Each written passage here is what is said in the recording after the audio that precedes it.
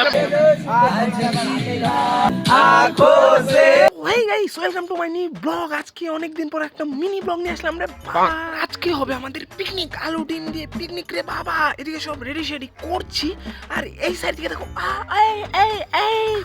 এদিক থেকে দেখো গাইস, আরেকজন চাল ডাল নিয়ে আসলো বাড়িতে করে। এবার আমি উনানটা ধরাবো, তোমরা ভাই একটু করে লাইক আর একটা করে কমেন্ট করে দাও রে বাবা। তো চলো, আমাদের দেখতে পাচ্ছ পিকনিক। এই দেখো আমাদের রাধুনি। হ্যালো গাইস, আমি সুদীপ্ত। চুপ।